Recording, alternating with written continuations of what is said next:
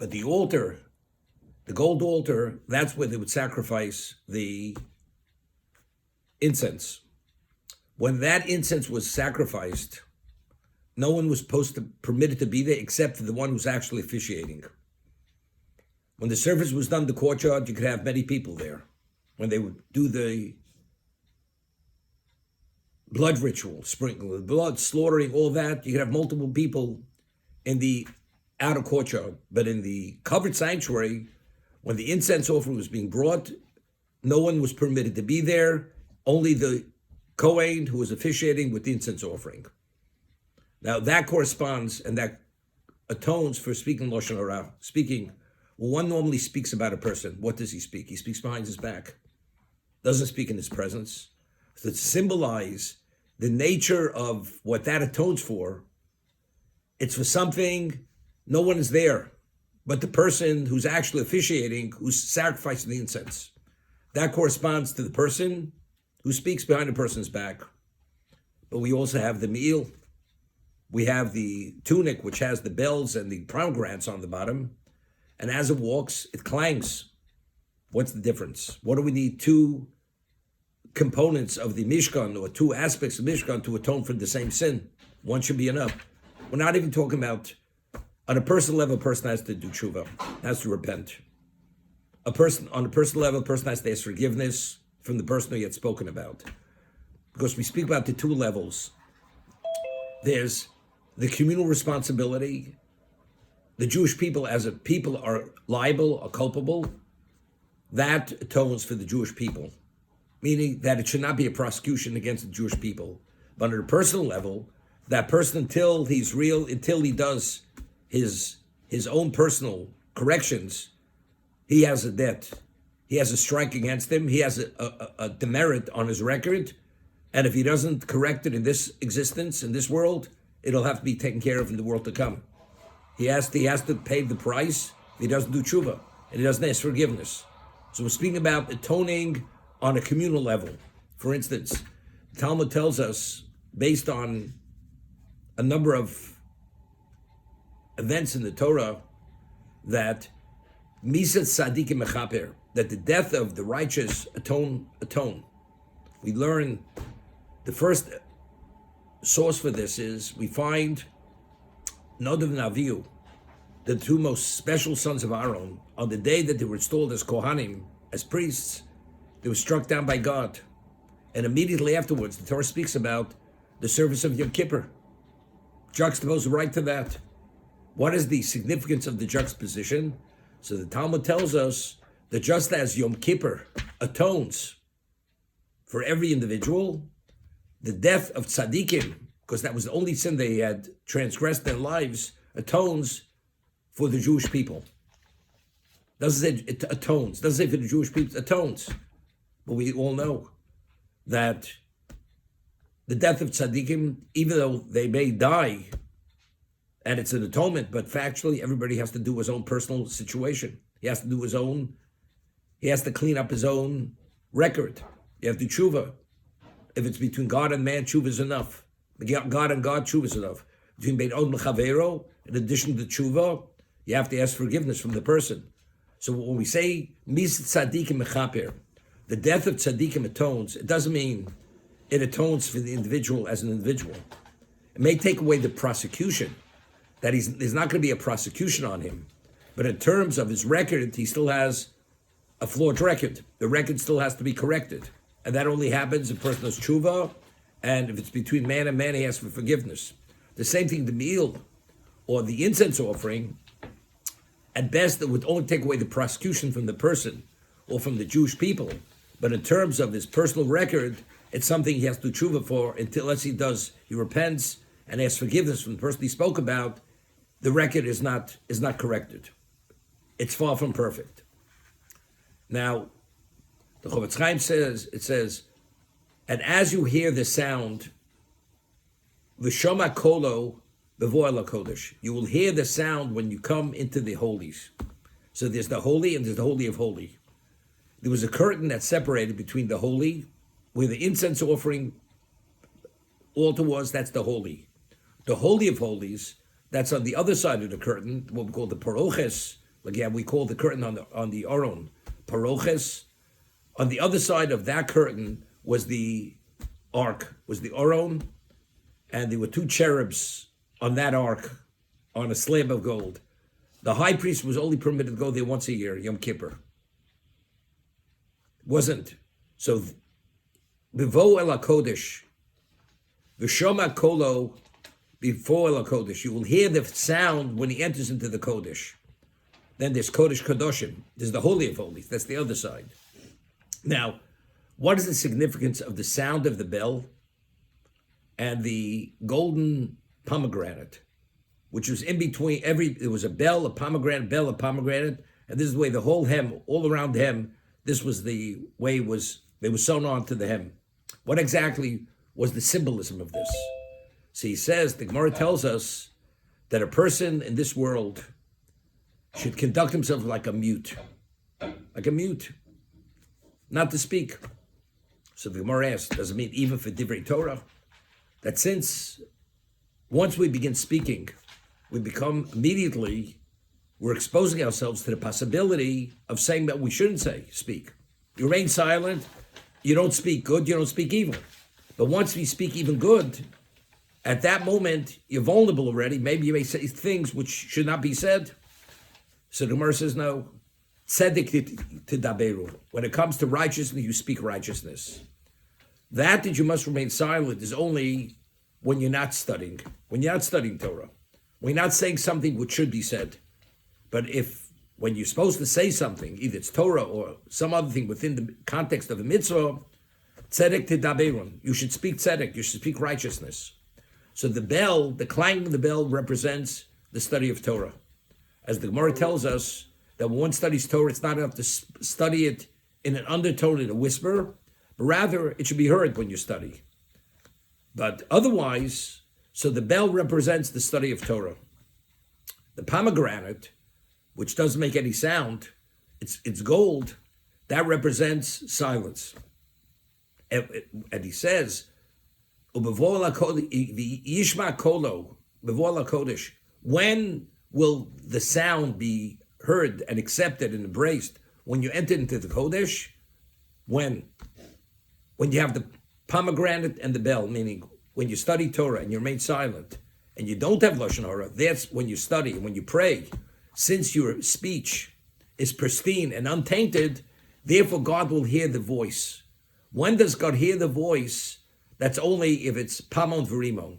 If this Pamon is the bell, when it comes to Torah, your voice is heard.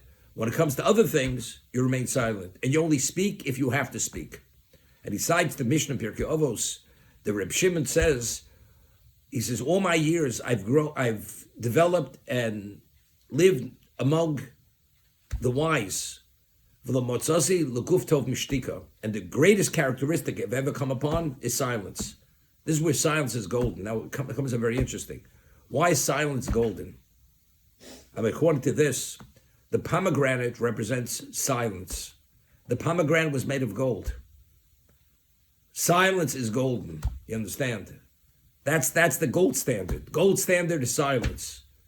The bell. When do you hear the bell? That's the sound of Torah. You study Torah, but it's very interesting.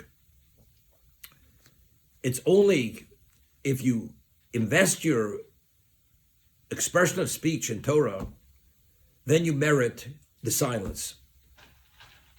Meaning, I always say that in Jewish law, if a person commits a crime which carries the death penalty, he's put to death, whatever it may be. He has to meet certain criteria. The person has to be forewarned. The person has to acknowledge the warning. It has to be clearly beyond any doubt it was deliberate, and he's aware of all the ramifications of his transgression, and you put him to death. But factually, how do you know that he committed the crime? You have testimony, you have witnesses, and then you have a court. I mean, there's always an element of human error. So if there's always an element of human error, how do we take a chance of putting a person to death? We may be putting an innocent man to death because we find witnesses are found to be conspiring. Witnesses themselves, they don't see things accurately, whatever it may be. But yet the Torah says you do put them to death. And the judges, they have to deliberate. They're not permitted to give an immediate decision. They have to step all night, discussing and making sure that the verdict is, in their mind, is correct. But as correct as they believe it may be, there's a certain element of human error. So how do we take a chance taking a human life? So the answer is, the Gemara tells us, quotes a pasuk, Elokim nitzer b'das kale, that when a court meets all the criteria of what a court is supposed to be, God convenes with that court. There's a special divine assistance that the judges see through the eyes of God. Meaning, even if the man was innocent for this particular crime, he's not innocent in regard to the death penalty. God wanted that man to die. If it may have not been for crime A, it was crime B, whatever it may be. And the Torah makes it a point. It's only because Elokim nitzav das kel, because God convenes with Adas Kale. Identically, I mean, how could God have certain levels of expectation from us? But humans are not perfect. We're far from perfect. I mean, even Shlomo says, there's no perfect tzaddik. Especially when it comes to speech. Speech is literally almost a reflex. We open our eyes, we begin speaking. The answer, it is possible. How's it possible? If you follow God's prescription, if you study Torah and you sanctify your speech, you merit divine assistance. Humanly, it's not possible. We all have our blind spots. But if you study Torah, ner mitzvah Torah, or the Torah is the illuminator, it gives you a sense, a level of clarity, but that level of clarity and sense of what is and what's not, that's already divine assistance. So that is pamon v'rimon. You have the pamon, you have the bell, make the sound. If you have the pamon, then you have the rimon, then you have the silence. If you don't have the pamon, you don't have the sound of Torah, you don't have that silence. Because it's something impossible. As a human being, we speak naturally, we speak, and when we speak what we should not say, we always speak out of turn.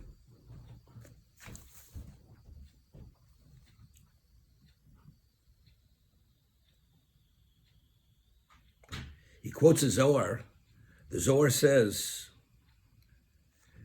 we find that the Gemara tells us that there's a discussion between two great Amoraim, rabbis of the Talmud, that what exactly is the value of the Torah of a child who's not of age, not bar mitzvah, before bar mitzvah. Does his Torah have greater value than Abaye? Abaye was one of the greatest Amoraim. Does that have greater value? So the Gemara says, a child's Torah has greater value. So the Gemara asks, how's it possible? I mean, here we're talking about the most advanced level, profound depth and breadth of Torah. And an innocent child just reads a simple verse in the Torah. His Torah, in a certain context, has greater value. So the Gemara says, and we say that the world stands on Hevel Pi and Shel Tinok Shebeis Rabban. The vapor that comes out of the mouths of young children when they study Torah, the world stands on that vapor. Because when we speak, there's a certain degree of vapor that comes out of our mouths. The world stands on Hevlon Shel Tinok Shebeis Rabban. So the Gemara says, because you cannot compare Hevel She'ein Bochet, Level Sheish Bochet. The vapor that comes out of a child's mouth is pure, it's pristine. Because as a minor, a child cannot sin. Even when he says the wrong thing, there's no liability. It doesn't generate any negativity. An adult who's already a person who's responsible, when he transgresses, it creates an impurity. So even it may be something which may be the slightest, the smallest, not even noticed, but since it's almost an impossibility, it's inevitable. You may have said sometimes something wrong, and as a result of that, your speech is tainted. A child's speech is not tainted. If your speech is tainted, the Torah is tainted. A child is not tainted, therefore the world stands on the most pristine level of vapor, which is the child's. So the Zohar says that there is no vapor that goes unnoticed by God. Everything, as it says in Pirkei Avos, there's what? There's ayin roa. There's always a seeing eye. Ozen shomas. There's always an attentive ear. Chomasecha b'sefer nechtovim. All your actions are recorded in the ledger. Nothing goes unrecorded. Everything is there. Even the slightest vapor. That's the words of the Zohar. It says, "Da'afilu hevlo chado, tape bar nash bipume lo savid, v'lo yomus." It says, "Ubevo al kodesh lo yomus." It says, when the Kohen Gadol, high priest, comes into the Kodesh, he will not die. If he comes in as he's supposed to come in. So he says, this is alluding that when we go to the world to come, and we have the Pamon V'Rimon, Ubevo al Kodesh, when we entered into the holies, the ultimate holies, which is the world to come, lo yomus, you will not die. There will be no claim against you. But you have to maintain the standard. And what is the gold standard? Gold standard is silence is golden. That's only when we invest our power of speech, that faculty, in the proper and correct location or context. Rabbi? Yes. Good morning. Good morning. Is that why in last week's Parsha, the Keruvim, I was just thinking when you were saying the Keruvim were children, I mean, with wings like angels. But even when they had their eyes, it says that their eyes were looking down at the Torah, at the Ark. Doesn't say their eyes, the heads. The heads were bent down. The heads were bowed down, right. So in other words, and the voice, the teaching of Hashem when he spoke to Moshe or the Kohen Gadol or whatever. Not to the Kohen, only to Moshe. Moshe was through the Keruvim. No, it says between the cherubs. Between the Keruvim. So in other words, maybe it's similar. In other words, the child, why weren't they Talmidei Chachamim? Why weren't they Rabbanim? Why weren't they elders? They were children.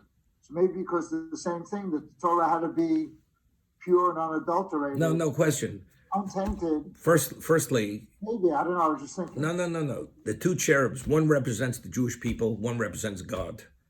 Facing one another, one is a representation of God, the other is a representation of the Jewish people. And I had mentioned the Gemara that every regel on the festival, they would come to Yerushalayim and they would pull away the curtain and they would be able to peer into the Holy of Holies. And if the cherubs were facing one another, that meant the Jews were in good standing. That means God is looking face to face. We're face to face with him. If the Jews were not in such good standing, miraculously, the cherubs would turn. They would be slightly turned. And if we're really in bad shape, they would be back to back. The cherubs, it's a miracle. Here it's made of one piece of gold. And yet, if the Jews were not Osim Ritzon Shalmokim, we were really failing, spiritually speaking, we were back to back. That's how bad it was. And when the Jews saw that, very often we evaluate ourselves and we think we're in a pretty good place. But when they saw that, they realized their evaluation is totally off and they better make a correction very quickly. So it does. One represents the Jewish people, one represents God. But again, I'd once said the name of Rameir Shapiro. Rameir Shapiro was the founder of the Daf Yomi, studying the page a day. He introduced the concept at one assembly in the 30s it was in Marienbad. And he himself was a phenomenal orator, phenomenal speaker, a genius. He never had children, and he was Rosh Yeshiva of Chachmei Lublin. He was the first one to build the most modernized yeshiva with a dormitory, with a dining room, with indoor plumbing. It was the first yeshiva in Europe ever built. It was in Lublin, Poland. That's who he built it. So he had to raise money for the yeshiva.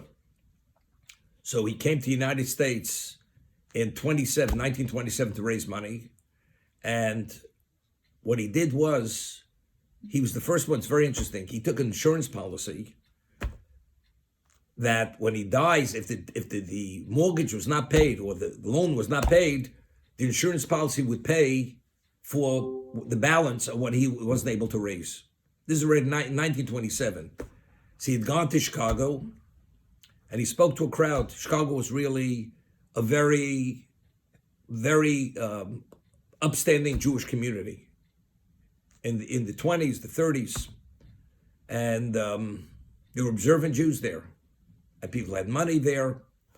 And he speaks and he asks a question. We find that the cherubs on the ark, they're referred to as kruvim, cherubs. So Rashi cites the Midrash. What did they look like? So he says, Pneim kipnei tinokos. They looked like newborn babes, like newborn babies. That's how pure they looked. And yet we find that after Adam ate of the tree of knowledge, and he and Chava were driven out of the Garden of Eden, God had stationed cherubs at the entrance of the Garden of Eden with a swinging sword, not to allow them to re-enter into the Garden of Eden.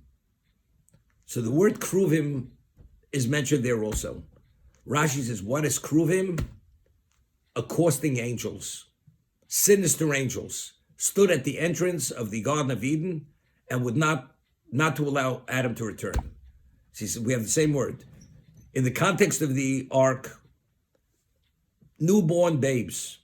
In the context of the entry into Garden of Eden, the same word, like monstrous angels. I mean, sinister, accosting angels. It should use another word. It shouldn't say, use another word for that kind of angel, but to use the same word, which in two contexts means something totally different.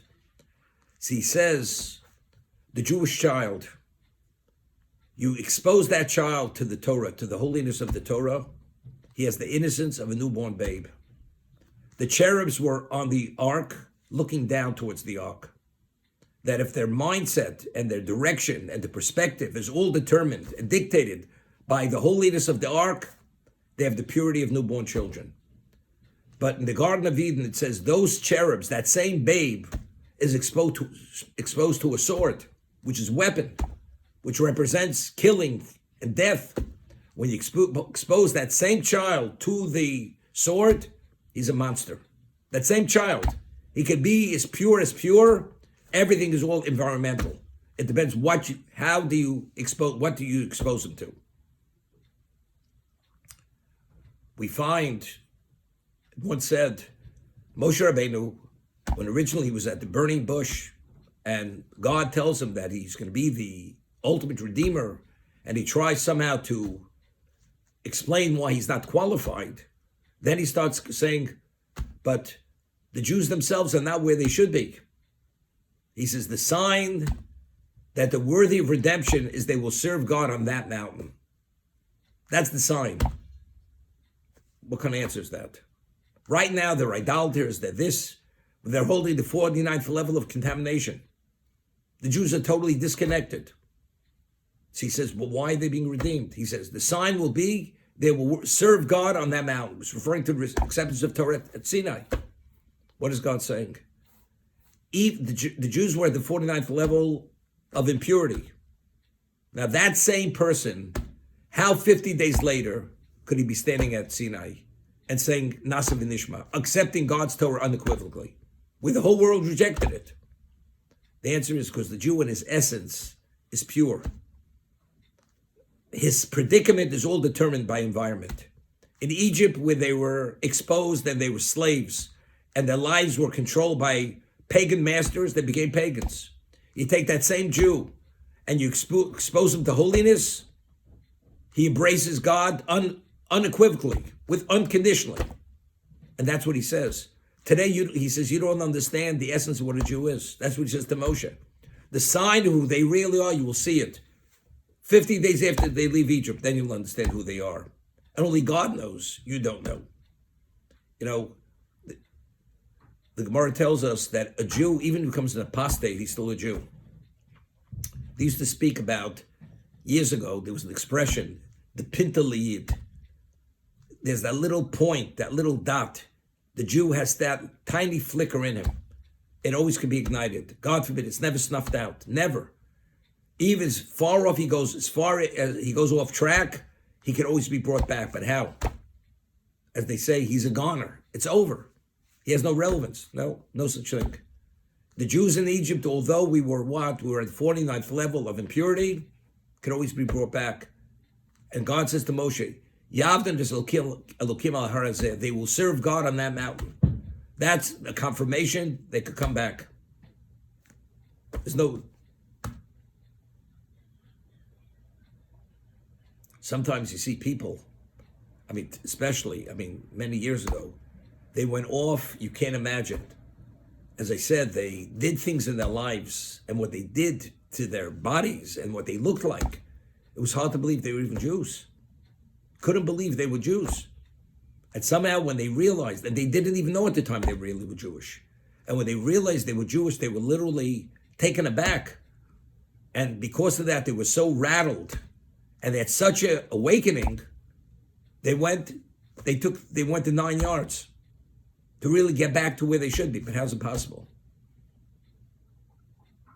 We find that Yisro, when Moshe shared with him all that, what happened, his greatest amazement was that we left Egypt. But why was that? After being so impacted by the impurities of Egypt, how it's not possible. How do you detox? How does the Jew get detoxed from all those impurities that were continuously infused into him? When we left Egypt, God purified us. A Jew, again, God, because we are the descendants of Avram, Yitzchak, and Yaakov, God does not abandon the Jews. The people does not abandon the Jewish people. And if a person himself as an individual has any inkling or any interest to come back, God will assist that person. And if a Jew has what we call merit from a previous generation, what we call schusovos, the merits of the patriarchs, either the patriarchs or a antecedent, a parent, a grandparent, whoever may be, that person will have merits. There's a certain person became very wealthy, I'll use the word a balstoka, not a philanthropist only. And Rabbi Pinto told him, which he wasn't aware of, that he had an ancestor who lived in Greece, I think he told him Salonika, who died al Kiddush Hashem. He was willing to die to sanctify God's name. And in the merit of that grandfather, going back a number of generations, that's why he merited to be who he is and have the wealth he has and have the clarity and the interest to become a very significant philanthropist. So it's not himself. First, you have to have the means. And even if you have the means, would he have the sense to do certain things? It's all you have to trace it. And if you trace it far back enough, somehow you come to a point that you'll understand why it happened. Things just don't happen in a vacuum. Things happen for a reason. And every one of us, I always say it. It's not because there's something special about us. There is, because we have what's behind us. But because we have something behind us, therefore, we have the opportunity to make the choice to do the right thing. And Baruch Hashem, we make good choices, and we can even make better choices. And it's an ongoing process.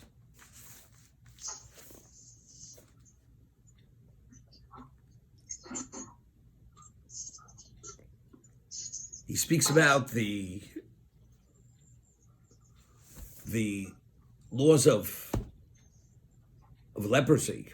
And as mentioned many times, the leprosy of the Torah is not the degenerative disease, the neurological disease. It's purely a discoloration on the skin. That's what it is.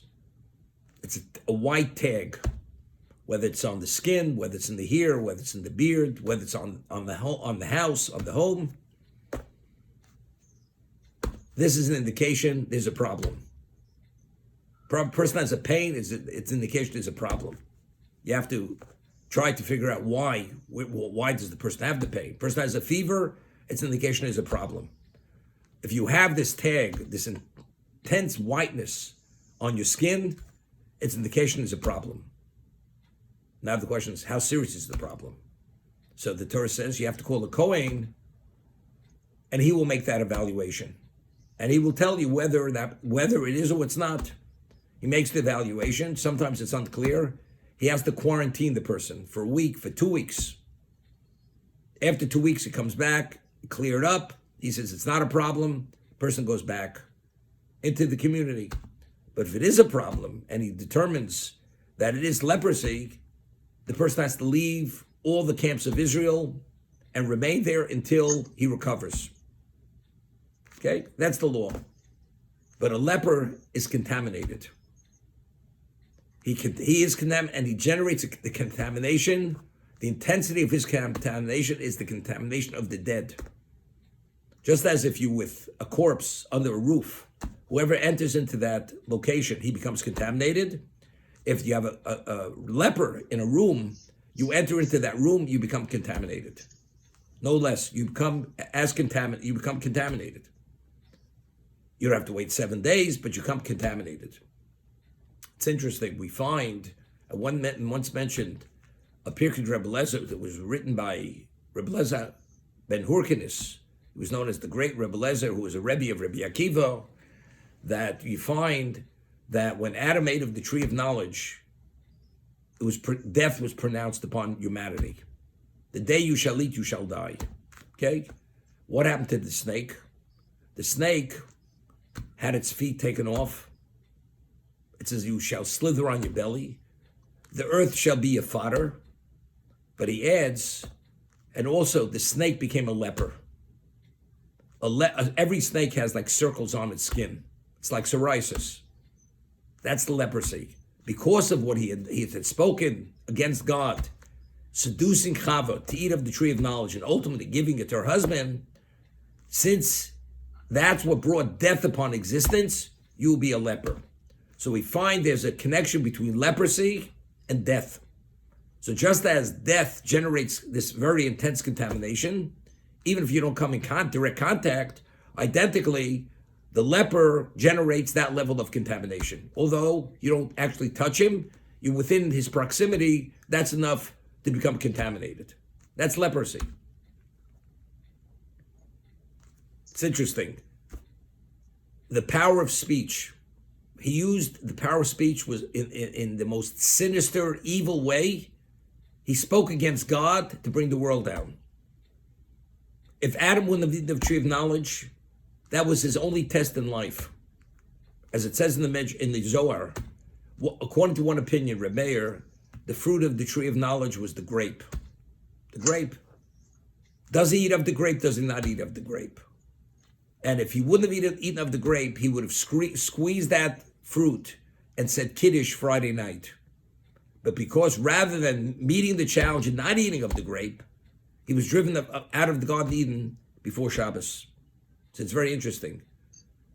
The benediction of the Kiddush, the sanctification of the Shabbos, we say it on a cup of wine. That is a correction. We being the Adam was supposed to say Kiddush on a cup of wine Friday night. He was disenfranchised because he ate of the tree of knowledge. And he was no longer that person representing the spirituality of the world. The Jewish people at Sinai, we took on that responsibility. We became that classification of person. We are responsible. We generate that spirituality to bring the world to perfection. What is the responsibility of the Jew? To take that grape, to take the wine, and declare over it that God is the creator of the world. That he was created for 6 days, he refrained on the seventh day, he rested. We say that over the wine, because that's what Adam was supposed to do as the Adam, rather than forfeiting his position as Adam. Nachi, you want to silence it? Yeah, I'm sorry. I had a question I want to ask. Yes, go ahead. My question was, if the Nachash was actually an agent of the Satan, or a form of the Satan, it was really only doing Hashem's bidding by trying to be the counterbalance between Tov and Ra. Why does he get punished? He's doing Hashem's bidding. Very good question. Very good question. Good question. I could give you a slight answer, but it doesn't satisfy because it's a whole separate question. We find that instances where God punishes angels because they spoke in a way which indicated that they were in control, what they were not in control. And the angel's punished. But if an angel has no choice, how could he be punished? Like we find the angel that was created to bring about vegetation. God said, let the earth give forth eitz priosa pri, a tree that's edible, which produces fruit. The earth only produced a tree that produced fruit, but the bark was not edible. The earth failed, and the earth was punished. The earth was punished. The angel representing what the earth was punished, because the angels, they said, we will destroy. They were punished by saying, then they had to say God to correct what they did. But how could an angel fail? And there are many indications that an angel has choice. An angel has choice. An angel is a spiritual being, an intellectual being, and the only reason why he doesn't do the wrong thing is because he has a certain degree of clarity. If you have absolute clarity, one doesn't make a mistake. A human being, because we're a composite of physical and spiritual, therefore we have the conflicts of the physical which infringe on the spiritual, therefore we have our blind spots. And that's the challenge of a human being. The angel doesn't have that challenge, but there are moments, for whatever reason, that the angel could fail due to his own failing, his own choice. And those are the times where the angels are actually punished. They're punished angels. And the original snake, which was a physical, spiritual being, represented Satan, the most lethal form of what that was, to take the world down. He didn't have to go to the degree that he did. And because he did, therefore, he was punished. He had its legs taken off, slithering, and the leprosy on its skin. All snakes have that. And God even says that man will smash your head. A snake is always a despised creature. Humanity have always been terrified by snakes because it has that level of representation. And therefore the human's reaction to a snake is always to kill the snake, not to have anything with a snake. Snakes cannot coexist with people. Other animals could, snakes not.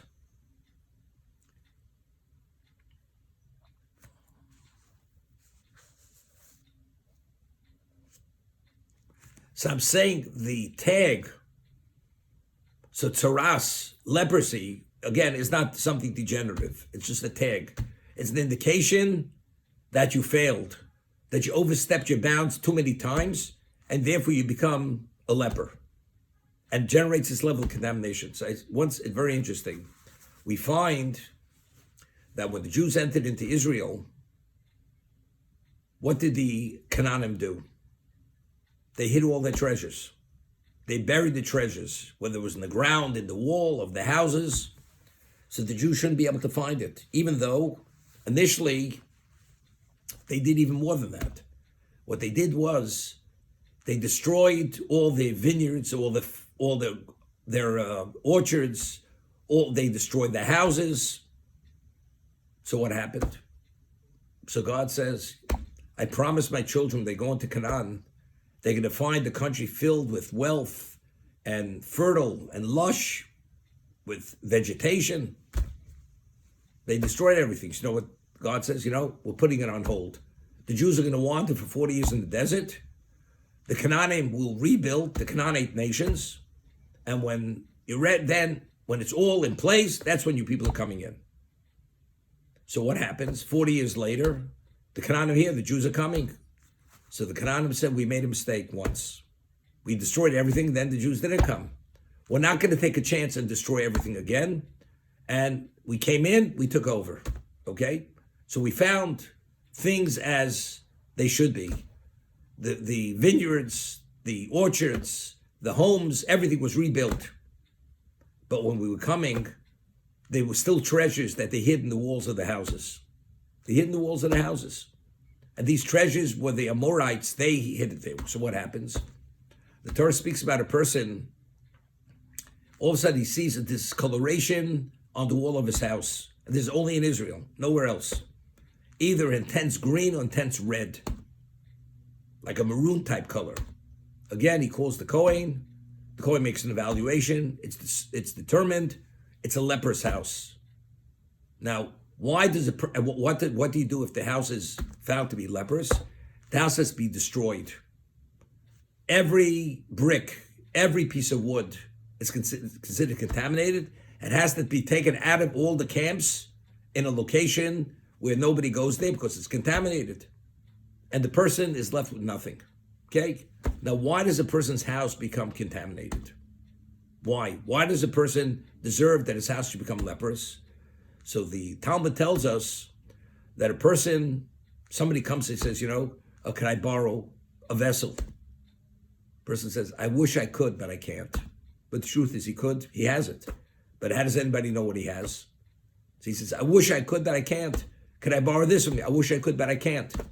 Now, all of a sudden, he has this coloration on the wall of his house. He calls the Kohen, and the Kohen says, before I pronounce the house contaminated, it only becomes contaminated once he makes the pronouncement. I advise you to take out all the contents of the house, put it outside on the sidewalk before I make the pronouncement, because if I make the pronouncement, everything becomes contaminated. Everything. So what does he do? He's forced to take everything out, put it out on the sidewalk. Once he puts that on the sidewalk, you know what that says?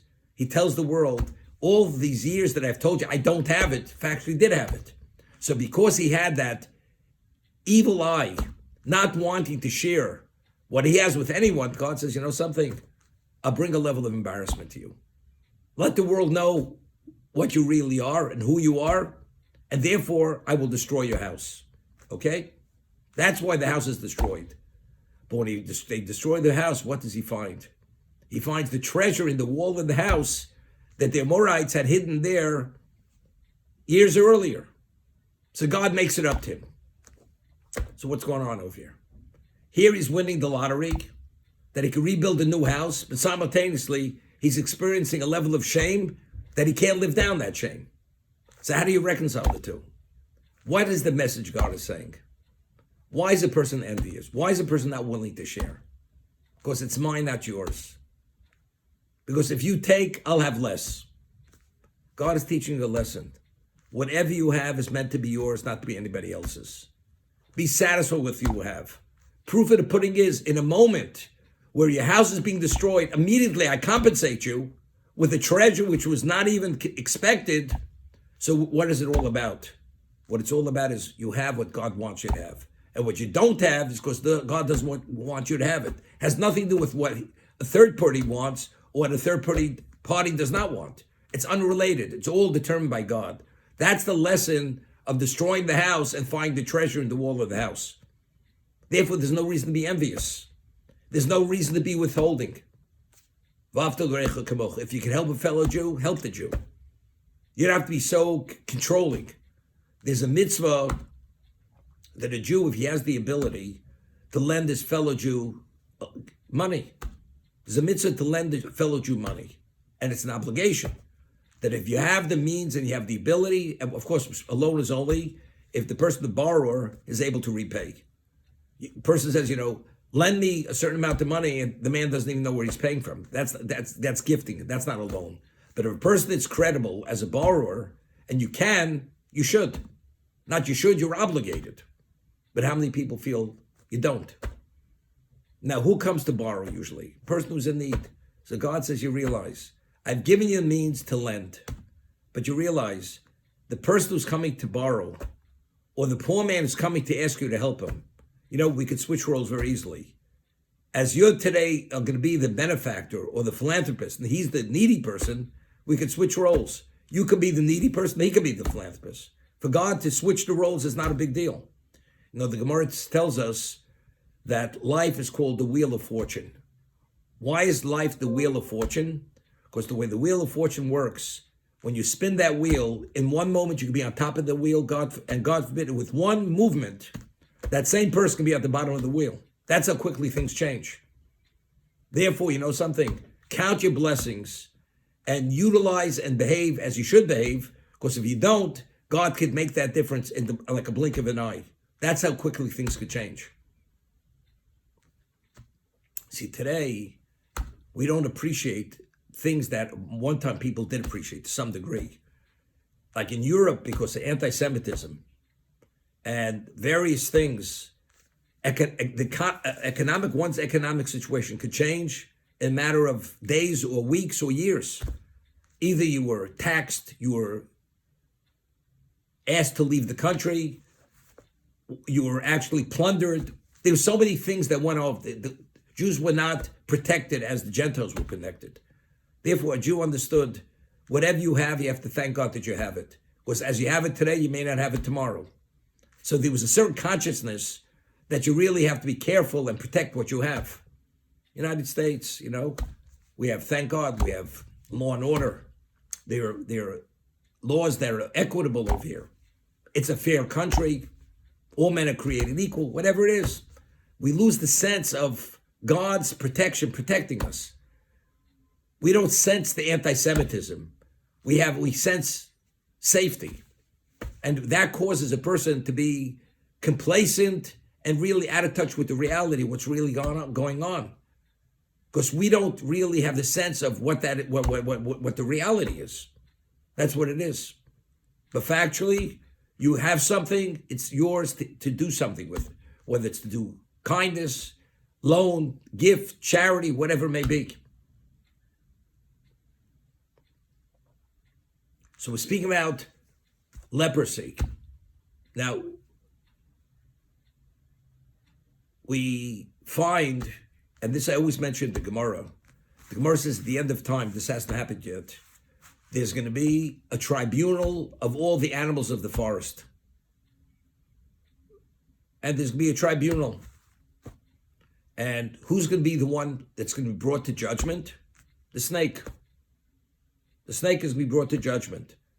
And they say to the snake, this tribunal, the lion, it kills for food. That's why it kills. A lion, the expression in Hebrew is dores. The lion is such a powerful, it's the king of the jungle, the lion. It's called Melech HaChayos. It's the king of the undomesticated species. That's the lion. It has such power and such confidence that when it attacks its prey, a lion could jump 30 feet. It has such powerful hind muscles that when it springs with such power. When it hits its prey and the prey hits the ground, usually it's dead already. That's the force the lion's able to attack its prey with. But even if it's not dead, it begins devouring it when the animal's still alive. That's called dores. It tramples it. A lion tramples its prey. A bear is called toref. It first tears it apart.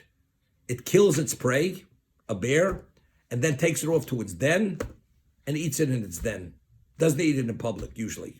It tears it apart, takes it away. So say to the snake, we understand, a lion is dores ochel. It tramples and eats its prey. The bear does this species does that. What do? You bite your victim and you slither off. It's like, what is the value of that? There's no benefit, personal, physical benefit. So the snake answers the tribunal and says to them, and why is the person who speaks Lashon Hara, why isn't he better than I am? He's as culpable as I am. Person goes and he speaks negative about someone else, and it's damaging to the person. Why? Because he has some pleasure doing that. But what benefit do you have? There's no benefit. So you see, if the human being who's the ultimate of creation, he has this failing, so what are you coming against me with a claim? That's the snake's response. So I ask the question, every other sin, when we sin, the punishment manifests itself in the physical. There's some kind of deterioration in one's physical health, whether it's in your finances, whether it's in your health, whether it's, God forbid, a heart attack, a stroke, cancer, person breaks a leg, loses the use of a limb, whatever it is. But when it comes to Lashon Hara, there's no physical deterioration. It's purely a tag. Why is it a tag? There's an indication, you're tagged. It's like before the government, when they're gonna condemn certain property, they put up a sign, condemned, not to be used for anything else. It's a tag, that's all it is. What does God just take the person? So what we always explain is, why does a person sin? Every animal drive that exists among animals exists within the human being. The sexual, amassing, like this, but even by animals, you read animal behavior, there are territories. People, the animals take over, they have territory. They speak about bears or dogs or whatever it is. They have theirs. A human being has the same. All these predilections, all these inclinations we have, are all, it's rooted in the physicality of the person. Of course, the physical is the animal. We have the spiritual. The spiritual, which is the soul, has to temper it and refine it that the animal should not take over. But if the animal dictates, all those inclinations are animalistic inclinations. So we understand. So where does it emanate from? Physicality.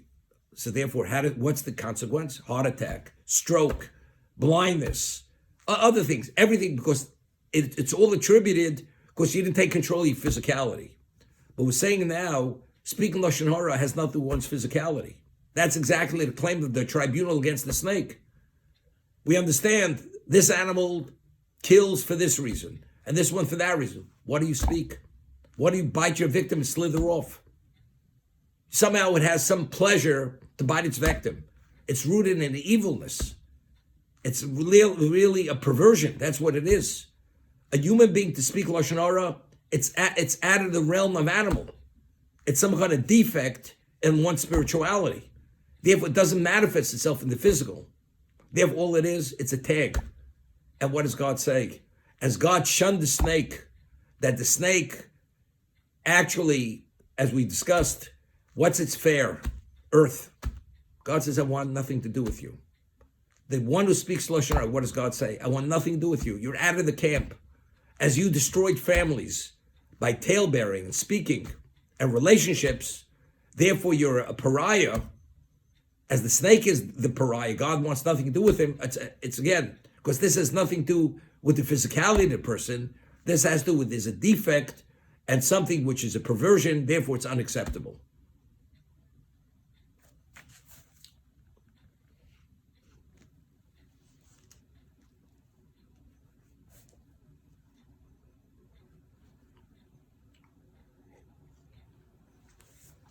We find